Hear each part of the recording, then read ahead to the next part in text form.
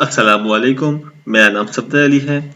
आज की इस वीडियो में हम अपने पास PHP के अंदर फाइल हैंडलिंग का काम देखते हैं कि किस तरह से हम एक फाइल के अंदर डेटा को रीड और राइट और अपेंड वगैरह जो काम है हमारे पास वो देखते हैं किस तरह से करते हैं।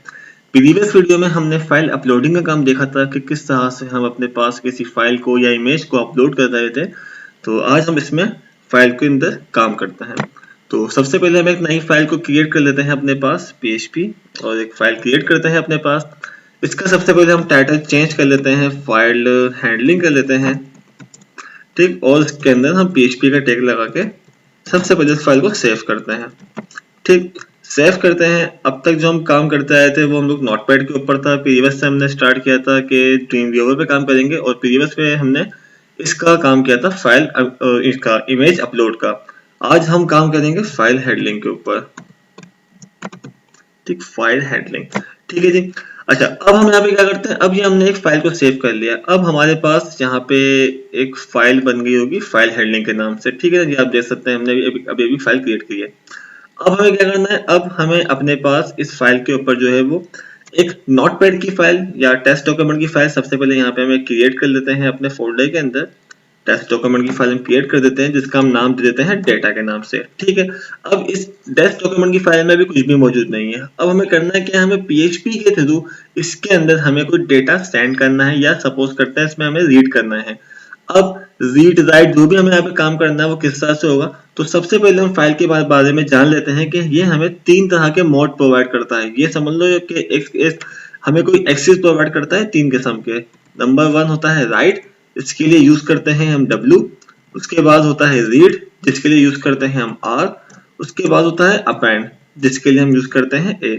तो ये बेसिकली 3 किस्म के मोड होते हैं हमारे पास जो हमें वो फाइल के लिए यूज करने के एक्सेस देता है PHP के अंदर, ठीक। तो इन तीनों का जो हम इस्तेमाल करेंगे वो W, R और A से करेंगे। मतलब जहां भी जिक्र होगा W का इसमें के वो राइट कर रहे हैं, ठीक। इसको मैंने ऊपर इसलिए कमेंट कर दिया ताकि आप लोग को याद रहे। अब हमारे पास क्या होता है, हमारे पास सबसे पहले फंक्शन होता है fopen का, मतलब कि फाइल ओपन कर दो। अब कौन सी फाइल ओपन करनी है हमें, जो हमने वहां बनाई हुई अपने पास data.txt के नाम से, उसकी एक्सटेंशन के साथ आप लिखेंगे। सेकंड में वो हमसे पूछेगा उसका मोड, ये आप देख सकते हैं वो हमसे फंक्शन पूछ रहा है। तो इसको हम देते हैं सबसे पहले राइट का, कि हमें इसके ऊपर जो है वो राइट करना है, क्योंकि अभी इसके ऊपर कुछ भी नहीं लिखा हुआ, हमें इसके ऊपर जो है वो चीज लिखवानी है, ठीक। ये हमारे पास हो गया फंक्शन। उसके बाद जो भी चीज आपको राइट करनी है उसके लिए हम वहां पे फंक्शन यूज करते हैं fwrite का। fwrite के फंक्शन के अंदर वो आके हमसे पूछता है कि जो आपने इसको एक्सेस और जो फाइल नेम डिफाइन किया है उसी में आके आप इसके अंदर जो फाइल को राइट करें। तो हम इसको एक कोई से भी वेरिएबल में इसके अंदर स्टोर करवा देते हैं और वो वेरिएबल पे यहाँ यूज करते हैं। और इसके अंदर जो भी सेंड करना है वो हम यहाँ पे लिख देते हैं, जैसे कि फाइल हैंडलिंग इन PHP। जो भी आपको टेक्स्ट था वो आपने यहाँ दे दिया। इस टेक्स्ट को हम यूजर से इनपुट भी ले सकते हैं। मैं जस्ट अभी हार्ड कोड कर रहा हूँ। यूजर से किस तरह इनपुट लेना है मैं अपनी प्रीवियस वीडियो में बता चुका हूँ। गेट और पोस्ट से दोनों से गेट करना बता चुका हूँ, ठीक। उसके बाद अब यहाँ पे जाके जो हमने फाइल ऑन की है, जो फाइल हमने ओपन की है, बेसिकली वो ओपन ही है हमारे पास, उसको आपको क्लोज करना पड़ता है। क्लोज ना भी करें जब भी चल जाएगी, लेकिन अगर मैं मल्टीपल फाइल पर काम करूंगा तो उसके लिए क्लोज करना लाजमी होगा। कौन सी फाइल है हमारे पास, या हैंडल की फाइल, ठीक। और एक नीचे इको मैसेज भी शो कर देते हैं अपने पास के जस्ट फाइल राइट करके कुछ भी,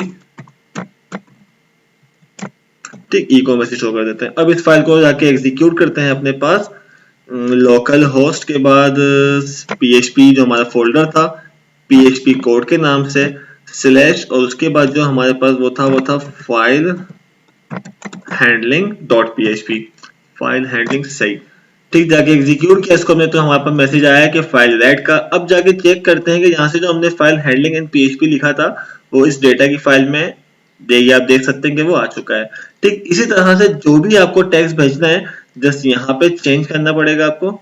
जैसे कि मैं यहाँ पे लिख के दे देता हूँ सेव कोड ट्यूटोरियल्स, ठीक। सेव करते हैं इसको और सेव करने के बाद जाके मैं दोबारा से इसको एग्जीक्यूट करता हूँ, क्योंकि एग्जीक्यूट आपको करना पड़ेगी जब भी आपकी फाइल एग्जीक्यूट होगी। और अब जाके यहाँ पे आप देख सकते हैं वो सेव कोड ट्यूटोरियल लिखा हुआ आ गया। लेकिन एक चीज आप यहाँ पे नोट करें कि वो प्रीवियस जो टेक्स्ट था वो गायब हो गया हमारा, उसके ऊपर इसने जो है वो उसको राइट कर दिया।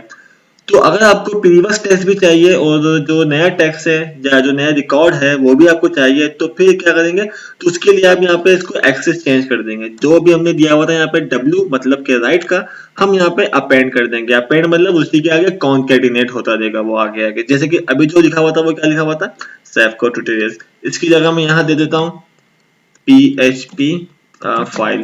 सपोज करते हैं मैं इसी को देके, और इसको जो है मैं अब 2-3 दफा एग्जीक्यूट करता हूँ। मैंने एक दफा किया और ये 2 दफा एग्जीक्यूट कर दिया, तो मतलब 2 दफा आना चाहिए सेव कोड के आगे।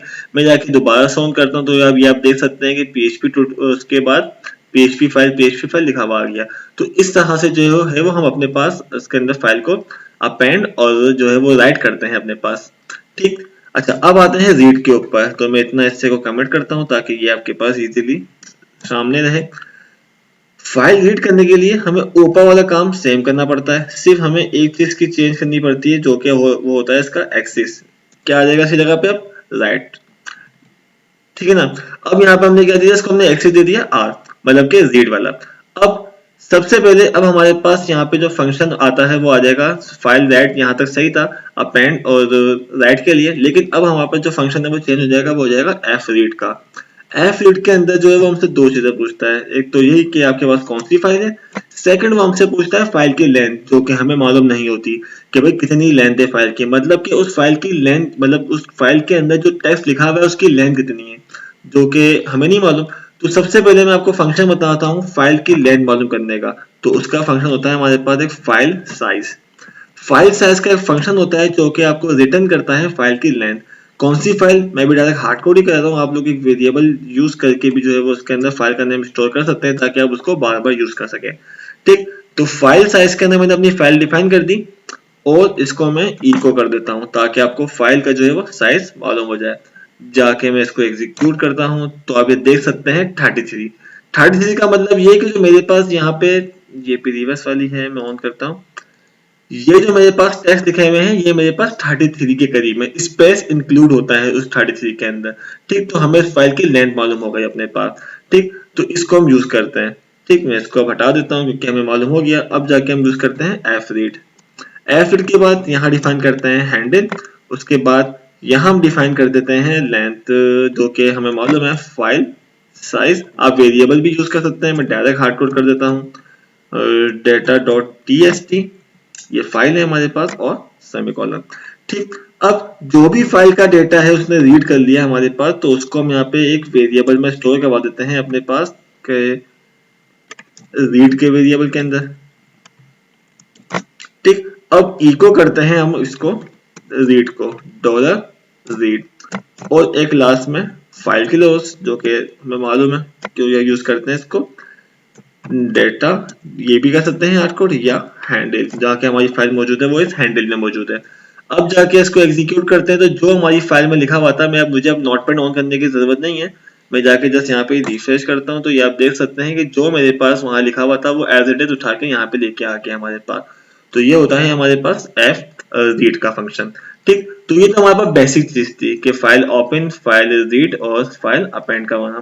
ठीक, अच्छा एफ ओपन के अंदर जो कि मैं एक चीज बताना भूल गया वो ये था कि अगर मेरे पास कोई फाइल इस नाम से नहीं मौजूद, data.txt के नाम से नहीं मौजूद, मैं अगर इसको यहाँ पर data1 कर देता हूँ, तो वो आपको एरर नहीं देगा। वो ऑटोमेटिक एफ ओपन का फंक्शन अगर उसको ये फाइल नहीं मिलेगी तो वो ये वाली फाइल को क्रिएट कर देगा और उसके ऊपर ये टेक्स्ट टाइप कर देगा। तो ये एफ ओपन का जो है वो फंक्शन का खासियत है। उसके अलावा एफ रीड का जो फंक्शन है हम इस तरह से भी यूज कर सकते हैं, लेकिन इससे भी एक फॉर एग्जांपल सिंपल तरीका है। वो क्या है, वो है हमारे पास सिंपल फाइल का फंक्शन। मैं इसको भी कमेंट करता हूँ, मैं आपको हाथ के हाथ वो भी बता देता हूँ ताकि वो कंप्लीट आपकी फाइल हैंडलिंग जो है वो जो आपको आसान लगे आप उससे कर सकें। अगर आपको फाइल चाहिए तो आपके पास यहाँ पे फाइल का फंक्शन भी होता है। फाइल के फंक्शन के अंदर जो भी आपकी फाइल का नाम है, जैसे कि data.txt डिफाइन कर दिया और इसको हमने गेट कर लिया अपने पास $फाइल, जो भी किसी भी नाम से वेरिएबल क्रिएट कर ले, तो आपके पास सारा का सारा डेटा जो है फाइल का वो ऑटोमेटिक रीड होकर इस फाइल में आ चुका है। ठीक, तो इसको भी जो है वो हम यूज कर सकते हैं। जैसे कि इसको यूज करने के लिए मैं अपने पास फिलहाल फॉर का लूप इस्तेमाल कर लेता हूँ। ठीक, ताकि आपको इस तरह से भी यूज करना आ जाए। और यहाँ पे जाके जब तक चलता है जब तक हमारे पास इस फाइल की लेंथ, मतलब जब तक इसको डेटा मौजूद है, और इसको हम रखवा देते हैं किसी भी वेरिएबल के अंदर। अब जाके इको कर लेते हैं अपने पास $dd, जो कि एक एक करके सारा डेटा जो है वो उसके अंदर मौजूद है। तो हम इस तरह से भी अपनी फाइल का डेटा जो है वो रीड कर सकते हैं। ये आप देख सकते हैं कि उसने बिल्कुल सेम डेटा लेके आया। तो इस तरह से भी हम अपने पास फाइल को रीड कर सकते हैं। ठीक, तो ये हमारे पास फाइल हैंडलिंग का टॉपिक था। इस तरह से हम फाइल के अंदर जो काम वगैरह कर सकते हैं। इसके अंदर बहुत सारी चीजें हैं, बहुत सारे फंक्शंस हैं जो कि आप काम करेंगे तो आपको इसका आइडिया होता रहेगा। जैसे कि escape सीक्वेंस इसके अंदर किस तरह यूज करनी है, कि जो अगर आपको डेटा फेच करना है तो ब्रेक के साथ, या सेंड करना है तो ब्रेक के साथ सेंड हो, वो सब चीजें इसके अंदर आपको इजीली मिल जाएंगी नेट के ऊपर। अगर कोई इशू हो तो आप लोग कमेंट कर सकते हैं। ठीक है जी, तो तब तक के लिए खुदा हाफिज। हम फिर नेक्स्ट वीडियो के साथ मिलते हैं।